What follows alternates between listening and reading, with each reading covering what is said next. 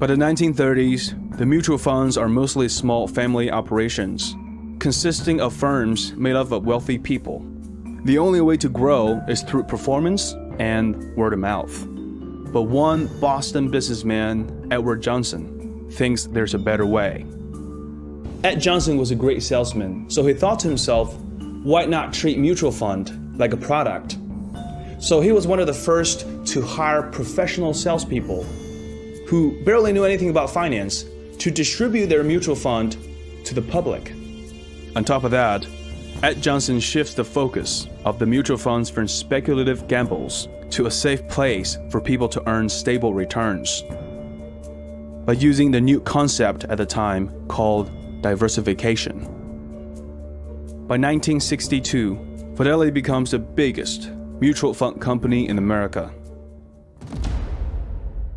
But with success comes competition. So what happened from the 40s to the 60s was that a lot of mutual funds became overly obsessed with raising money rather than focusing on making returns for their investors. So a lot of these funds spend so much money on salespeople, on brokers, rather than on investment research. To beat the competition, Ed Johnson starts deploying a diverse set of strategies, including a fund focused on technical analysis, run by pioneer Jerry Tai. With his unique way of analyzing charts and patterns, Jerry Tai's fund outperforms the competition by a wide margin. He becomes a star in the mutual fund industry. His success takes Fidelity to a new height. At the time, technical analysis was relatively new. Tai was using mathematics to spot short-term patterns that other people haven't quite caught up yet, and that's why it worked for him. By the late 1960s, the bull market is slowing, but with Jerry Tai's performance, Fidelity is thriving. As Ed Johnson gets close to his retirement age, Jerry Tai becomes an apparent successor. But surprisingly, Ed Johnson decides that Fidelity is always going to be a family business, and his son Ned Johnson becomes a new boss at Fidelity.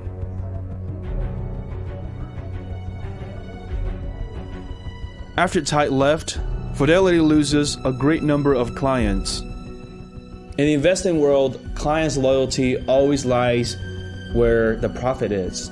In this case, they follow where Jerry Tai goes.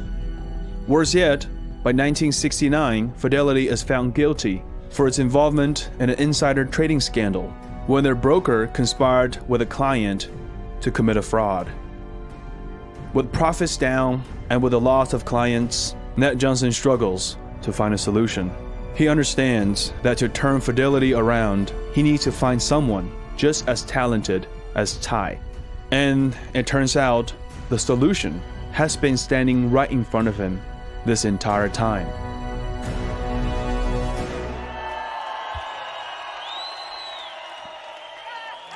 America is at a turning point. After the Great Depression and World War II, it became the most powerful nation on the planet. It's a testimony to the efficacy and the resilience of the capitalist economic system. But where there's a free market, there's always a cycle of boom and bust. By the early 1970s, the economic recession has arrived. Peter Lynch had a rough childhood, but through hard work and ingenuity, he graduated from the top business school in the US. And by learning stock picking from hands-on experience, Lynch excels at Fidelity as a research analyst. While the stock market collapses, Peter Lynch's stock recommendations thrive. However, after the exit of star trader Jerry Tai, Fidelity is struggling to grow. It lost 1/3 of its assets in 1 year alone. The new CEO, Ned Johnson, aimed to find a brilliant trader just like Jerry Tai. But little does he know, the man who will eventually take Fidelity to the moon is anything but like Jerry Tai.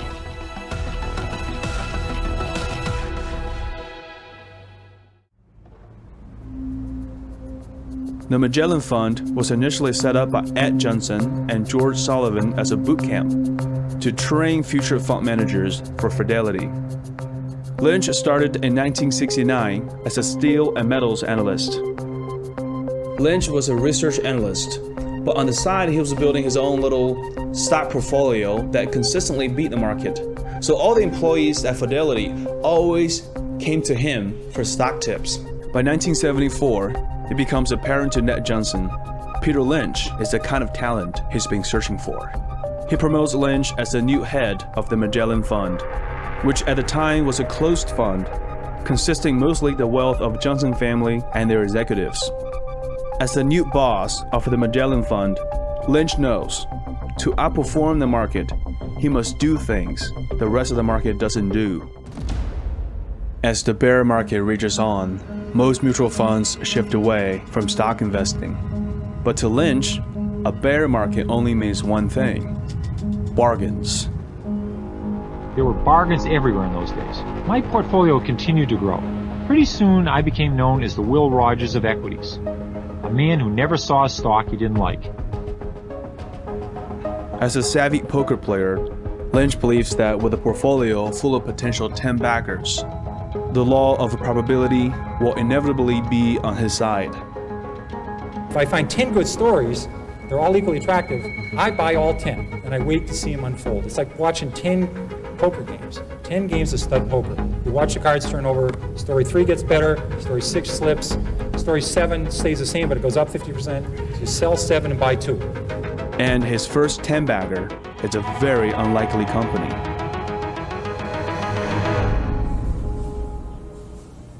Taco Bell was founded by a white man called Glenn Bell, who was addicted to the hard-shelled tacos at his local Mexican restaurant. Bell learned the recipe and opened up his own stand in 1951. Before long, he made enough money to open a physical restaurant. And then 2 years later, a chain of Taco Bell restaurants start popping up in California. On a trip to California, I was impressed with the Taco Bell burrito. They had no debt, they never had a restaurant close, and I started buying at 7, and it was the largest position in Magellan in 1978. Taco Bell may have been a treasure, but Peter Lynch is not the only one who's found it. In just less than a year since Peter Lynch invested in Taco Bell, the company is acquired by PepsiCo at $50 a share.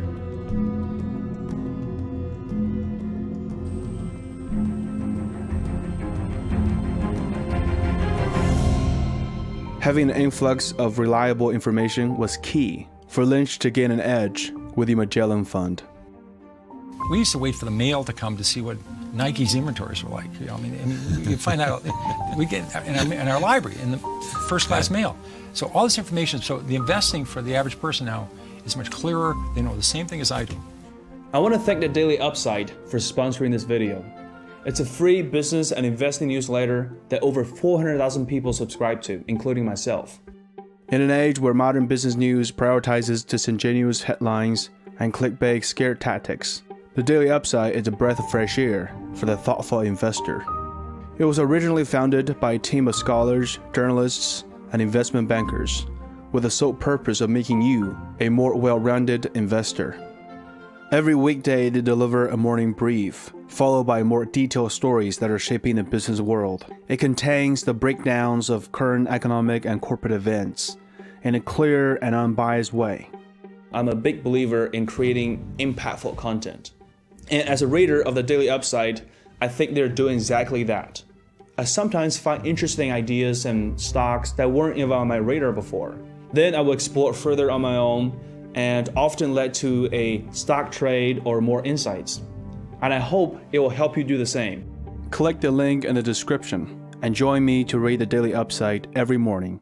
And if you don't like it, you can always unsubscribe the newsletter.